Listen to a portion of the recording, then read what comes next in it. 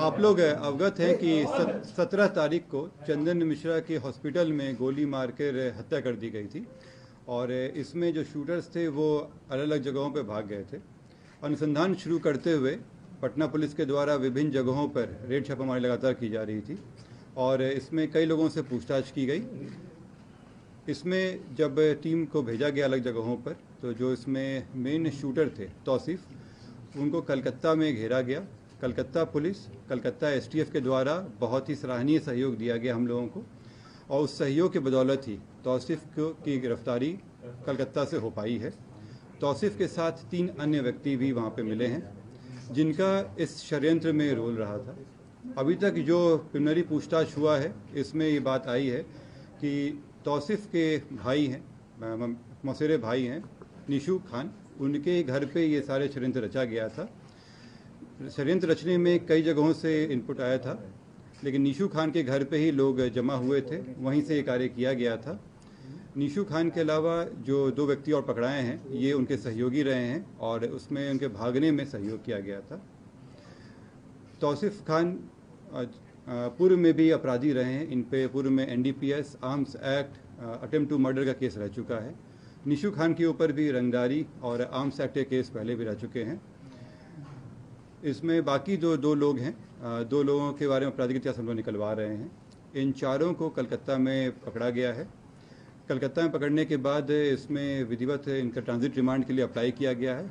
Transit remand लेकर इनको यहाँ लाया जाएगा और फर्दर पूछताछ किया जाएगा। इसमें मैं फिर से पटना पुलिस के तरफ से कलकत्ता पुलिस और कलकत्ता एसटीएफ के लिए बहुत ही शुक्रगुजार हूँ कि जिस तरह से उन्होंने सहयोग किया है इसी तरह से ये सहयोग अपेक्षित है और हम सभी जितने भी अलग अलग जगहों के पुलिस हैं एक दूसरे को सहयोग करें तो ये अपराध पे एक बड़ी चोट हम लोग कर सकते हैं।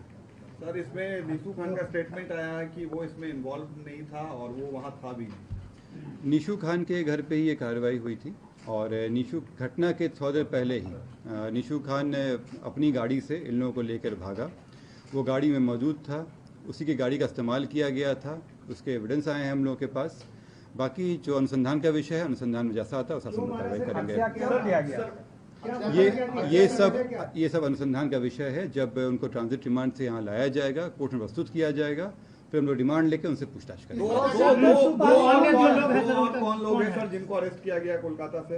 उसमें उनके सहयोगी हैं हर्ष और दूसरा है भीम। ये निशू के साथ में रहते थे और निशू को पूर्व में गोली लगा था, इसलिए उसके केयर टेकर के रूप में ये लोग थे। सुबह भागने में और तौसीफ को भगाने में और छिपाने में इनका अहम रोल रहा है। सर, ये पहाड़ी कौन दिया सर शूटर थे, इनमें से कितना आप लोगों ने ट्रैक किया अब तक? मतलब इसमें सभी को हम लोग आइडेंटिफाई कर चुके हैं और सभी के पीछे टीम लगी हुई है। जो मेन थे तौसीफ, इनकी गिरफ्तारी हो गई है, बाकी लोगों पे भी जल्द ही कार्रवाई। मतलब 4 शूटर अभी भी फरार हैं। और जैसे मैंने कल बताया था आप लोगों को, इन्फॉर्मेशन भी दिया था कि 3 के विरुद्ध हम लोग इश्तिहार लिए थे। इसमें से 1 तो पकड़ा गए हैं, 2 के विरुद्ध इश्तिहार का तामिला बाकी है, तामिला हो चुका है, इसमें अग्रतर कार्रवाई बाकी है। सर, पहले तो आपने कहा था शेरू गैंग का कुछ उसमें मिला है क्या? जैसे मैंने कहा कि अभी अनुसंधान का विषय है, ये लाने का इनसे पूछताछ हो पाएगी तभी चीज़ें क्लियर होगी। ये सब अनुसंधान में अभी बताना उचित नहीं होगा, लेकिन मैं आप लोगों के सामने एक शिकायत भी रखना चाह रहा हूँ कि जिस तरह से मीडिया के द्वारा अपुष्ट खबरों को सही खबर बना के किया गया है, ये बहुत ही शर्मिंदगी की बात है। इससे हमारा अनुसंधान बाधित हुआ और हम लोग जो उसको पहले पकड़ लेते ये इसमें डिले हुआ। ये मीडिया को भी सोचना चाहिए कि बिना पुष्टि किए हुए केवल इस होड़ में कि वो ब्रेकिंग न्यूज़ बना सकें, ये दिया गया उचित नहीं है और इस पर हम लोग एक्शन लेने वाले हैं। जिन लोगों के द्वारा भी अपुष्ट खबरें दी गई हैं उनसे एक शोकॉज किया जाएगा कि क्यों नहीं उनको हमारे अनुसंधान में बाधा पहुँचाने के लिए इसमें अभियुक्त बनाया जाए। और मीडिया से भी मेरी हिदायत है कि समय समय पे हम लोग और पटना पुलिस और बिहार पुलिस के द्वारा आप लोगों पे से वार्ता किया जाता है, जो भी पुष्ट खबरें होंगी उस पर डाले जाएंगे। अपुष्ट खबरें फैलाना ये अफवाह भी है और हमारे अनुसंधान को बाधित भी करता है। तो आप लोगों से अनुरोध भी है और आप लोगों को हिदायत भी है कि बिना पुष्टि किए हुए इसको चलाने पे कार्रवाई होगी आप लोगों के ऊपर।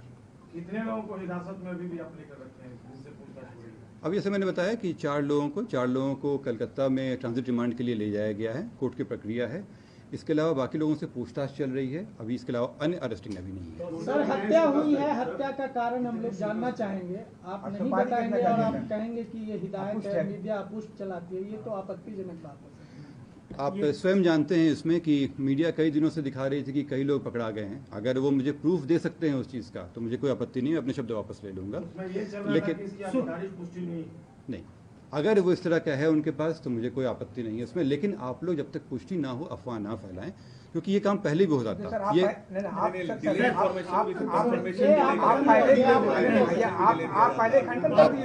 आप लोग मैं इसके अलावा मुझे दो और बातें आप लोगों से कहनी है। कल और आज पटना पुलिस और एसटीएफ के द्वारा दो बड़ी घटनाओं को रोका गया है। इसमें लूट के साथ हथियार का इस्तेमाल का प्लानिंग था और दो बड़ी वारदात को रोका गया है। एक बेउर थाना से है और एक रामकृष्ण नगर थाना से संबंधित है। इसमें तुरंत कार्रवाई करते हुए दोनों घटनाओं को रोक लिया गया है और इसमें जो अपराधी हैं वो उनका पूर्व में भी आपराधिक इतिहास रहा है, कई लूट की घटनाएं किए हैं।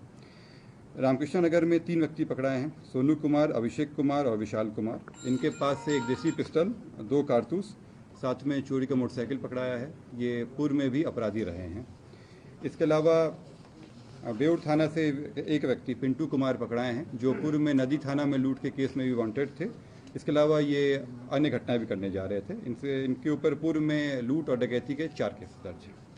सर, भुवनेश्वर से भी क्या कोई अरेस्टिंग हुई है चंदन मिश्रा के मामले में? नहीं, इसमें जो अरेस्टिंग है अभी केवल इतना ही है। इसके अलावा अन्य अभी अरेस्टिंग नहीं। सर, बक्सर से एक नीलेश और बलवंत को उनके परिवार वालों को कहना है कि पुलिस ने उठाया है, क्या उनको हिरासत में लिया गया है?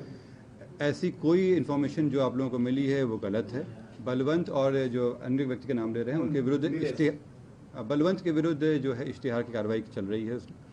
अभी तक किसी का अरेस्टिंग, इसके अलावा जो इन 4 को मैंने बताया, इनके अलावा किसी का अरेस्टिंग नहीं है। और कितने लोग शामिल हैं इसमें 5 शूटर के अलावा? 5 शूटर के अलावा 2 हम लोग जानकारी में पहले से थे, 2 और अन्य आए हैं। इसमें 9 तो सामने आ चुके हैं हमारे। इसके अलावा अन्य लोग भी हैं जिनका इसमें षड्यंत्र करने में रहा है। ये जो 9 लोग हैं ये तो डायरेक्टली वहाँ पे थे। इनके अलावा अन्य लोग थे जिनसे जो हथियार सप्लाई किए, जो रेकी कराने में मदद किए। अभी और लोग इसमें आएंगे। आप कह रहे हैं कि स्पॉट पर 9 लोग थे जब वारदात के समय? इसमें जो डायरेक्ट रेजिस्टेंस होता है, जो घटना करने में तुरंत जो किया जाता है, उसमें अभी तक हम लोग के पास 9 लोग के नाम आए हैं।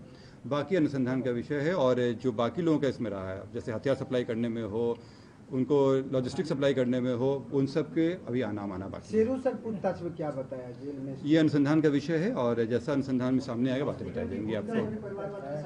शेरू से पूछताछ हुई है? ये हॉस्पिटल की जो बात है इस पे हम लोग जांच कर रहे हैं कि कैसे बिना रोक टोक के, बिना किसी जांच के वो अंदर चला गया। और जिस तरह से वो गया है ये क्लियर था कि पहले भी वो वहाँ पे जाता था।